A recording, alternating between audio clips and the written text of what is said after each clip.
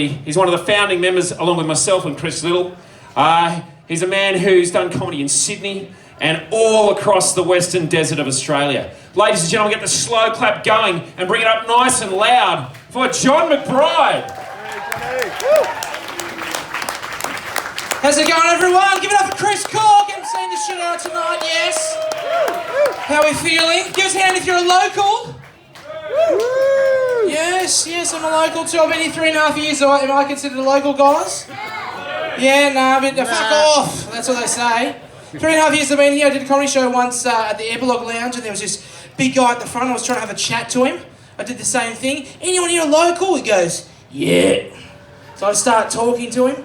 Like, oh, what's your name, man? He goes, John. I'm like, oh, cool, man. Same name. That's cool. I go, how long you been here? Like 10 years? You growing up here? He goes, nah. Go like 3 years, 4 years? Nah. How long you been here, mate? 2 weeks. And he was already calling himself a local. Now, I shouldn't have talked to this guy. Let me explain. He was one of those people, like, if you just looked at him, you know that he drinks a lot of Monster energy drink. Does that make sense? Like, he's definitely felt the power of coward punching someone at the casino. Definitely. He just looked like that sort of guy, and he was sitting up the front, right? Anyway, stupidly, I just started having a bit of banter with him, putting a bit of shit on him. Finish the show, everything's fine. And then I go to the car park behind Epilogue. And I go to get in my car, and there fucking comes Monster Energy Drink himself. Right? He goes, mate, I didn't fucking like what you just said up there. I was like, chill out, mate. It's a comedy show. It's all about the bands, about the laughs. Just relax. He goes, if you ever fucking did that again, I'd stab you. I said, chill out, mate. You're a local. And then he got in his Hilux, and before he drove off, he said, fucking dogs love fireworks, and he drove off. So, who's excited, guys? Finally, it's here, Uber. Who's excited? You fucking shouldn't be. Obviously, you don't know the history of ride-sharing in the NT. Why would you have ride-sharing in the NT? For anyone who has half a brain, they know the series Wolf Creek is based on the cumulative experience of English backpackers in the Northern Territory. Okay? I'm not pissed off because that. I'm just pissed off because I was about to start a ride-sharing app called iFalconio, and I'm fucking gutted they got in before me. So I'm married. I've got a lovely wife, Renee, and I've got 3 young boys under 6, and I've got a 4th baby on the way. Woo! Thank you very much. I know you're all thinking the same thing, vasectomy, and don't worry, just to let everyone know, I got it done 2 weeks ago. Got it done. Me, bottle of whiskey, vice and a hammer. I'm a DIY kind of guy, you know, and so I got it done, and yeah, it's pretty good. That's a new one. Thanks very much. Thanks for laughing. That's great. I'll take notes on that. As an audience, let me just say, I know some of you might be thinking, oh look, this comedy night's all right. We're thinking the same thing about you. So don't fucking have tickets on yourself. As I said, thank you. So yeah, having the 4th baby, which is a bit of a miracle, to be honest. Miracle because we've already got 3 kids. It's very hard having sex with 3 kids, you know, and, whoa, hang on, I fucked up there. I mean, not if you're in the church, but what I meant to say was, it's hard to have sex being the parent of 3 kids because you just don't have time and they're always in your face. Like having sex as a parent is kind of like a bank robbery. It's like at least a month of planning for about 7 minutes of action. One of you could end up in handcuffs and someone's going to get shot. So, just like a bank robbery. And if you don't understand this, if you haven't got kids, this is what it's like. The second, right, okay, we could put the fucking kids in front of the television with their favourite movie inside a fucking Ferris wheel coated in chocolate, right? Everything on their list would be ticked. The minute we close our bedroom door and they hear that click, they're there. What are you doing in there? And I don't know whether you guys could tell, but that puts you off your game. It does. It does. Well, it puts my wife. It doesn't put me. I'm fine. That's fine. But we, yeah, look, you know, despite... What am I doing here? I have no idea. Oh, yeah, sex. And although it is hard to have sex, as I said, we do try and plan it sometimes. Lately, my wife has been requiring a lot of chores around the house, a lot of sort of handyman DIY work Not the vasectomy, just other sort of actual genuine DIY kind of work around the house. And I've worked out how she gets me to do it. This is what she says. Whenever I have my kind of DIY gear on, doing a bit of work, patching a wall, a bit of painting, she's like, oh, I just find it so sexy when you do that like DIY stuff. It's just so sexy. It's so handy. Build me a garage. And it's just so sexy. It's so handy. And of course, we've just built a new fucking house because I'm an idiot. And but I tried to flip it on her. You know, try and flip it on her. I say, oh, darling, you know when you're just like silent, it's just so sexy. Like when you do a bit of like for about 6 days. Oh fuck, that's so sexy. That's just which she's not happy with at all, obviously. But we decided to try role play. Give us a shout if you've tried role play before, guys. Well, so naturally for me, I'm like, oh well, I'll dress up as a tradie, right? So yeah, we're like, oh, let's do a tradie. We set a date and time. I went and bought a high-vis shirt, some nice boots. I even went to Bunnings, got a tool belt and all that stuff. Made the time and date. They didn't turn up for 2 weeks, and didn't complete the job, but asked her to pay cash. So yeah, no, good. No, you're pretty. That's funny. Thank you. You can either say that's funny or just laugh. Got a lot of smilers in the crowd tonight. That does fuck all for us. Okay, just letting you know. I'm just letting you know. Okay, just letting you know. Here's an interesting one. So now we're having this baby girl, right? We're having a fourth baby girl. Now we're going to come up with a name, which is something you do. You write lists and all that sort of stuff. And we were at a barbecue, and friends of ours had these other friends, and those friends had some kind of really like woke friends. You know, like those like woke couples. You know, like they've got like one kid, and they think they're a fucking parents. Like they got one kid, you know. Like, oh, this is so woke. I'm like, what did you call your baby daughter? Right? This is it. They go, we called her Salam. And we're like, okay, that's cool. Like, where'd you get the name? Well, we went travelling in the Middle East for 2 weeks. And I don't know if you know this, but Salam is like, it's a greeting. It means like, hello. Or goodbye. And I thought, like, A, what a piece of shit parents, okay, because that kid's going to have to explain it for the rest of their life. But also, it made me wonder, was there a couple from the Middle East that came to Australia for a couple of weeks and decided to call their daughter, oi cunt? Or potentially bi cunt? Wasn't too sure, so... someone just said, oh my god. No, we are going to say cunt a few times tonight, maybe 3 or 4 to use cunts. And raising boys, guys, 3 young boys. They're the absolute handful, these kids, okay? A lot of testosterone in the house. Okay, is anyone boys? Give us a shout. You got a little fella there, mate? Very good. How old's he?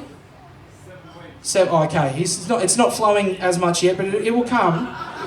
But I've got 3 under 6, right? It's mental. It's fucking mental. There's so much testosterone. And the time I realised there was enough testosterone, right, was one morning, my wife and I were in our bed, sleeping, which is what is supposed to happen in that bed, okay? And we were woken up by the 3 sons, right? They'd stripped off, they were naked, and they did what in our house is known as the Chaka Congo dance. They're just doing this sort of dance.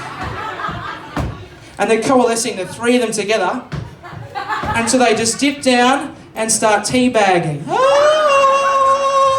Oh, happy Mother's Day! And that's when we knew there was enough testosterone in the house. So fucking thank God there's a girl coming. Try and balance. You can clap for that. That's fine.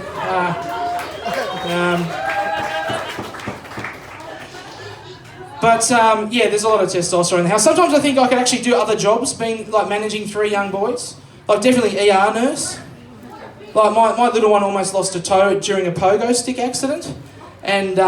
I said, I'm a DIY kind of guy, just put a bit of gaffer tape around it. He's fine now, so I could definitely work here at Alice Springs. That's probably better service that I would give. A lot of nurses in the room. Any nurses in the room?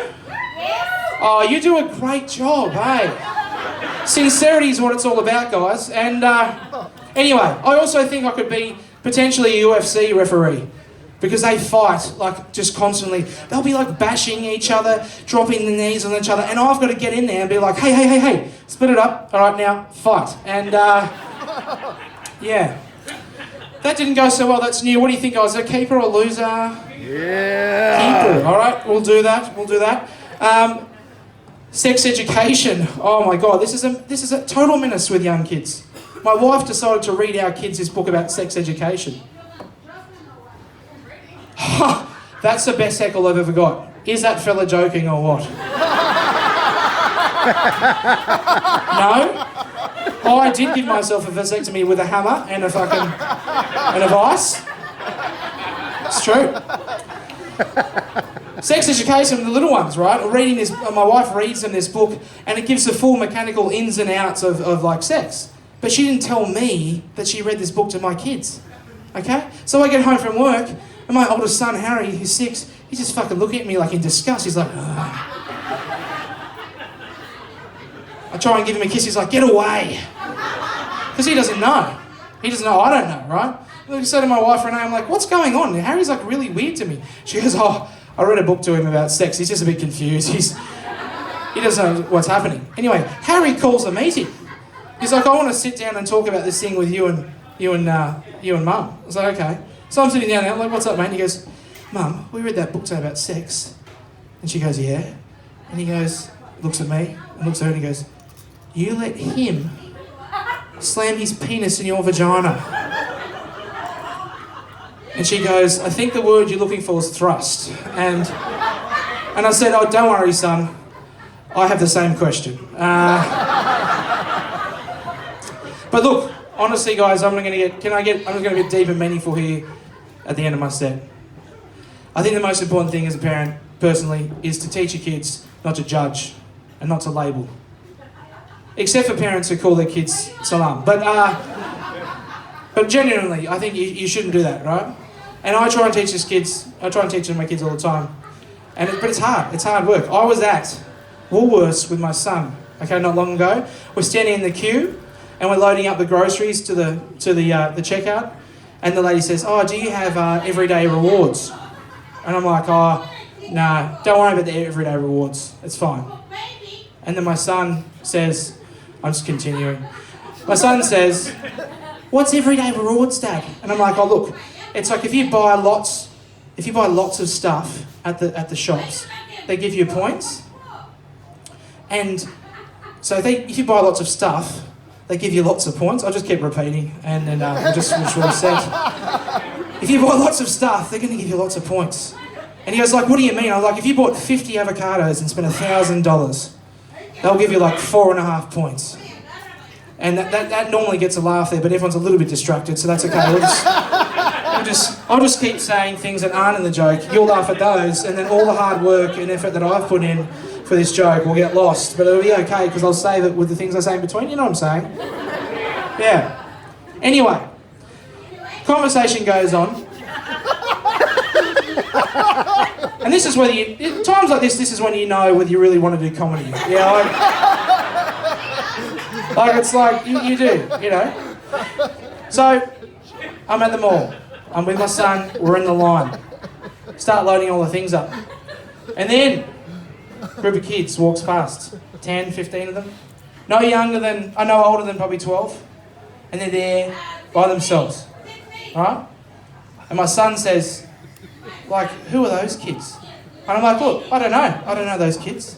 He goes, "So why do they have holes in their t-shirt?" I'm like, "Mate, I don't know." "Why aren't they wearing shoes?" "I don't know." "Why is the hair like, ugh?" I said, "Mate, I don't know." "Okay, I don't know." He goes, "What do you call those kids?" I said, "Mate, we don't label people, we don't judge people." He goes, "But what do you call them?" I'm like, "For fuck's sake, okay, they're Steiner kids, okay? If you have to fucking label it, they're Steiner kids, okay?" And he goes, "Oh, what are Steiner kids?" And I go, "Well, first of all, they go to a school." He's like, "Where's the school?" I'm like, "It's like out there, south of the Gap." He's like, "Oh, what do they do at the Steiner school?" I'm like, "Well, if you gave them like heaps of sticks and heaps of like wool and some mud and some buttons, they could make you a car. Because they're really crafty." And he goes, what else? I go, but there's one thing. They could make you like 10 cars, but they could not count how many they made. Some Steiner kids here today, I don't know if I... Oh, that's a shit joke. You shouldn't know the word shit. Go to Steiner School. What the fuck are you talking about? And then he's like, oh my God, what else about Steiner kids? I said, well, their parents are the best ones to buy ecstasy from. And that'll do me for tonight, guys. Thanks very much. My name's John McBride. Thank you.